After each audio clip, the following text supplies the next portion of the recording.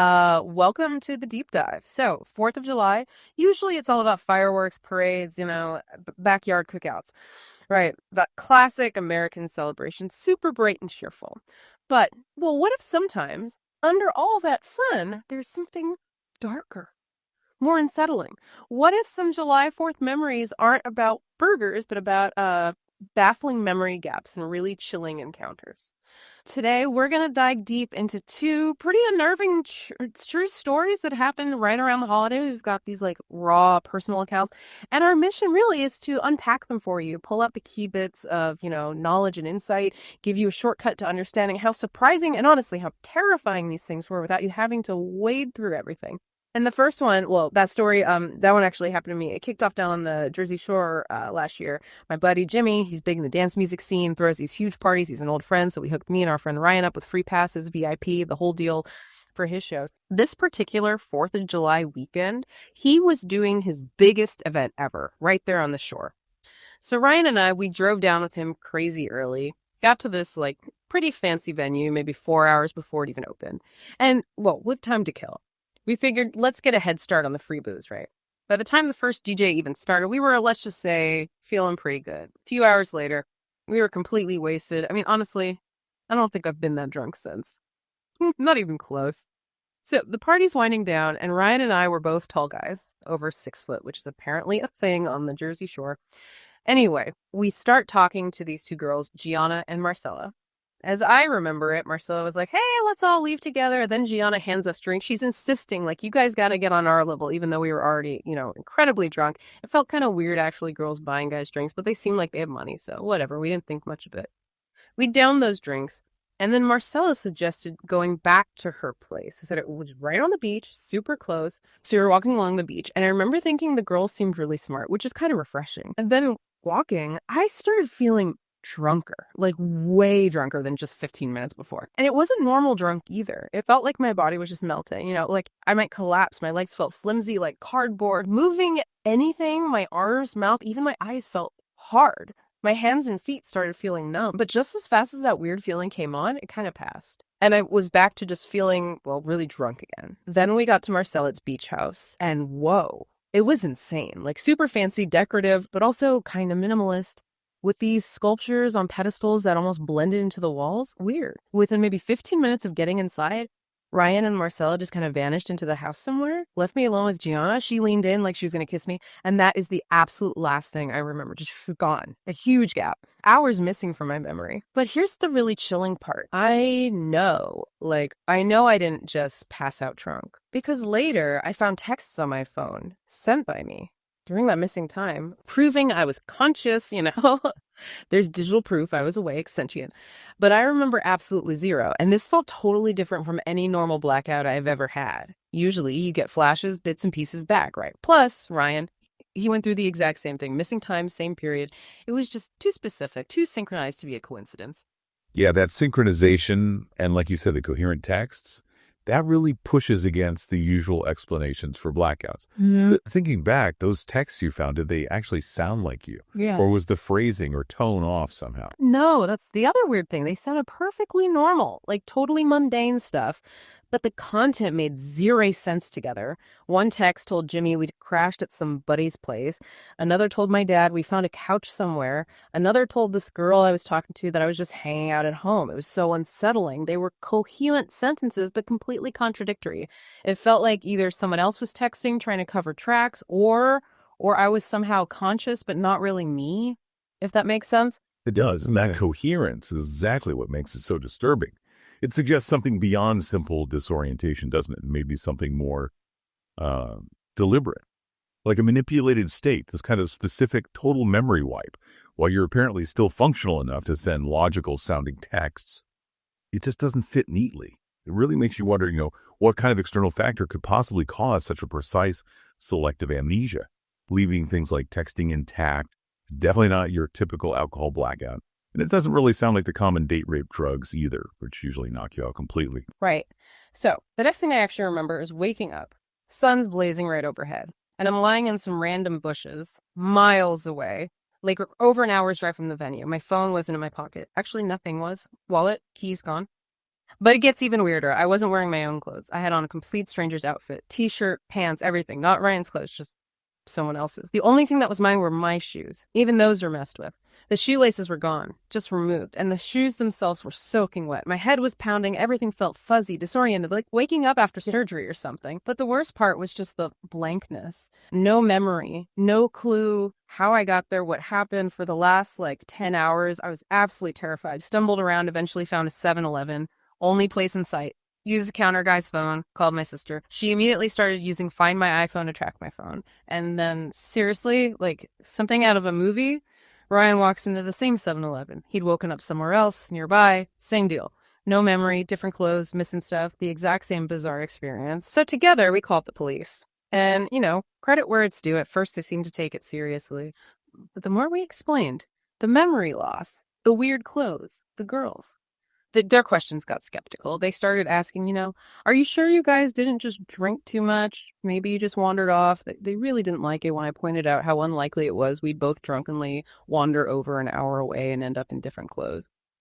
Then, just as we're talking, my sister calls back. The Find My iPhone. It showed both our phones sitting together in the middle of a parking lot just a few minutes drive from the 7-Eleven. So the cops drive us there, and sure enough, there are our phones just lying on the asphalt. And for them, that just seemed to confirm their theory. We were just drunk idiots who lost our phones, basically dismissed everything else, told us we probably just didn't remember things correctly, gave us their cards, told us to call if we remembered anything else, and just left us there. Right. And you could sort of see their perspective, maybe. Dealing with intoxicated people all the time, they likely default to the simplest explanation.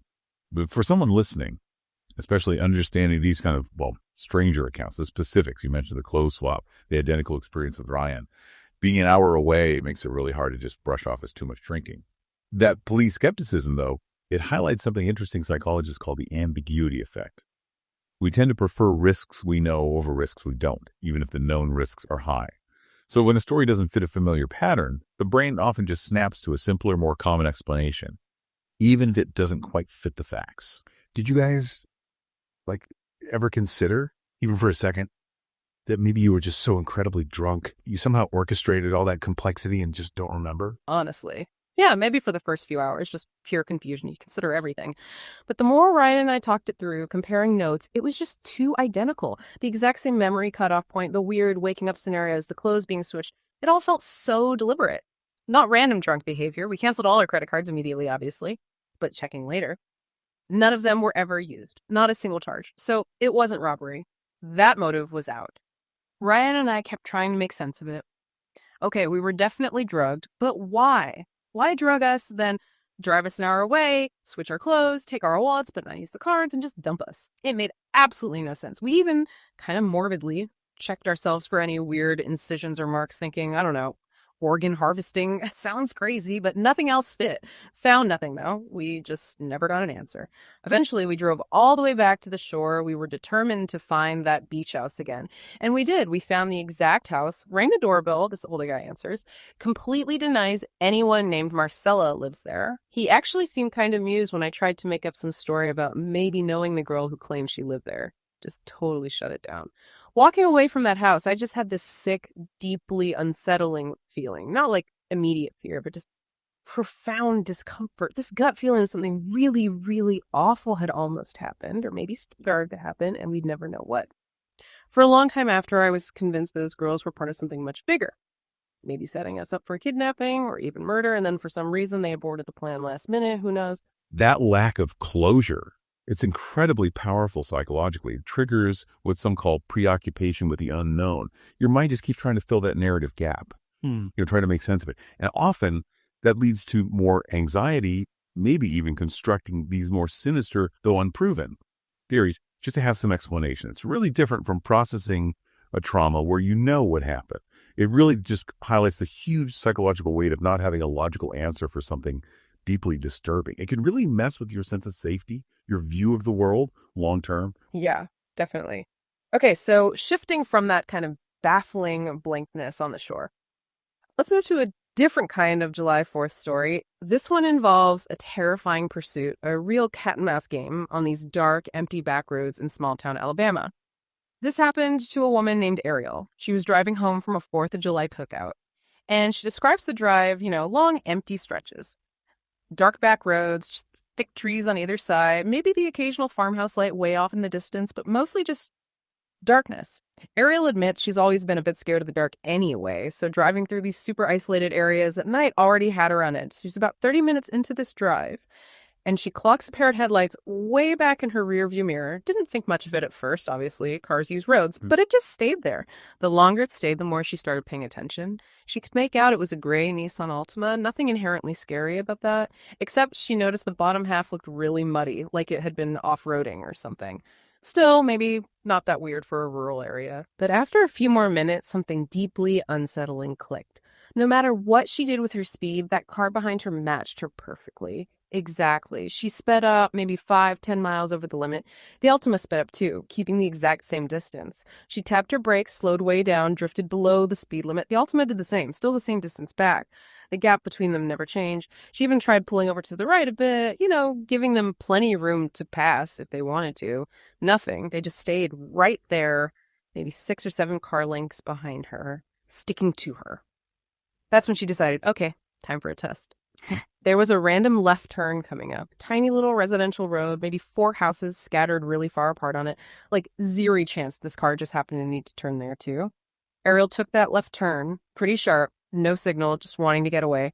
She drives maybe 10 seconds down this dark little road, and then she sees headlights swing around the corner behind her. The Altima made the exact same turn.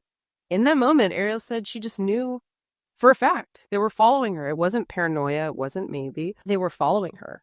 She described this immediate sick feeling in her stomach, just overwhelming, genuine danger, utter helplessness, like someone was holding a gun to her head. She had no clue what they wanted, why her, but every possibility running through her head was terrifying. Wow, yeah.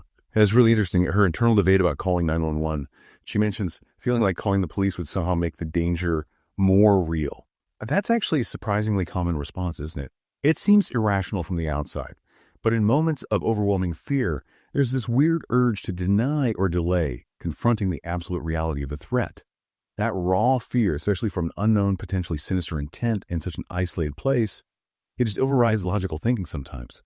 Her feeling of total helplessness really speaks to that psychological impact of being hunted, basically, with no control and no obvious escape. Thomas, what do you make of that instinct, that delay in reporting when you're that scared? I think it taps into something deep, maybe a kind of psychological inertia. Like you said, acknowledging it out loud, making that call, it makes the threat undeniable, concrete, irreversible almost. It's like this weird, counterproductive, protective mechanism trying to keep the terrifying reality contained in your own head for just a little longer. It's deeply unsettling to think about being in that position. And then, like a terrible movie cliche, right as she's panicking, her gaslight comes on, and then the needle drops straight to E, empty. She knew there was a 24-hour gas station, but it was still 8 miles away. And her car was old, unreliable with the gas gauge. Sometimes the light meant 20 miles left, sometimes 10. She had no idea. But she knew one thing for sure. She could not pull over with that car glued to her bumper. She just floored it, praying she'd make it. Said she started spiraling. Every little noise the car made sounded deafening. The road felt endless. But then somehow, by some miracle, she saw it. The glowing sign for the gas station up ahead. She cranked the wheel hard, pulled into the brightly lit lot, didn't even turn off the car, just jumped out and ran inside the convenience store. From inside, heart pounding, she watched the Altima. It slowed down, pulled up to the edge of the gas station lot, and just stopped there for maybe 10 seconds. Engine still running. Like they were deciding right there whether to follow her in or not. And then it just peeled out, fast, turned off, and disappeared back down the dark road they came from. But that's not even the end of Ariel's story. Weeks go by, she's at home, watching the news, kind of half listening, and then a local news segment comes on. They're reporting on 2 men, suspects in a string of armed robberies and at least 1 attempted murder in rural parts of Alabama. Last seen, the report says, driving a stolen gray Nissan Altima heading east. Ariel said she just froze. She knew. Instantly, in her gut. That had to be the car. That had to be them. The timing matched up the location, the description of the car, even the direction they were last seen heading. It all clicked into place. Horrifyingly. Ugh. And that realization, connecting it back, it often leads to that profound sense of regret she talked about, right? Kicking herself for not calling the police sooner. It really begs that question, why we as humans so often saddle ourselves with guilt. or feel like we were stupid in hindsight, even when we were victims just trying to survive a terrifying situation. It's like that experience can leave this lasting residue of self-blame, even though Ariel was clearly doing everything she could think of to stay safe in that moment. It really underscores the sheer weight of realizing you might have unknowingly been in the presence of, truly dangerous people, extreme danger. So, listening to both of these deep dives now, what really stands out to you? Both stories happening around the 4th of July, this time of celebration, but they just peel back that veneer, don't they? Show this stark human vulnerability. Both involve these encounters with something unknown, deeply unsettling in its intent. Yeah, if you step back and look at the bigger picture, what really connects them is how rapidly a totally normal situation can flip into something sinister, and how often we're left just grappling with the why, the unknown motivations behind these really disturbing events. Your Jersey Shore story, it forces us to confront that chilling anomaly, right? A potential crime with no clear traditional motive, which really challenges how we even define danger. Ariel's story, on the other hand, it's the raw terror of a brush with documented violent crime, where the why eventually became tragically clear in a way, which almost amplifies the horror of her initial experience and that feeling of inaction. They show different sides of that same vulnerability, I think. It really does hammer home the unsettling power of the unexplained, doesn't it? Why did these things happen? What was the real goal in my case? What would have happened if Ariel hadn't made it to the gas station? Exactly. And what's fascinating, I think, is that shared feeling in both accounts, that loss of control, and the lasting psychological scar when logic just fails, when there are no easy answers. It just underscores how fragile our sense of safety really is, and the chilling reality that maybe some of the most unsettling experiences are precisely the ones that defy a neat, tidy explanation. So we've taken a deep dive into two pretty eerie 4th of July accounts today. Each one leaves you with that lingering sense of mystery and, danger that just permeates both stories. And these deep dives, they really remind us, I think, that while we crave those logical explanations, sometimes the most unsettling events just leave us drowning in more questions than answers. Maybe you could mull this over. What if the most terrifying thing isn't the event itself, but simply not knowing why?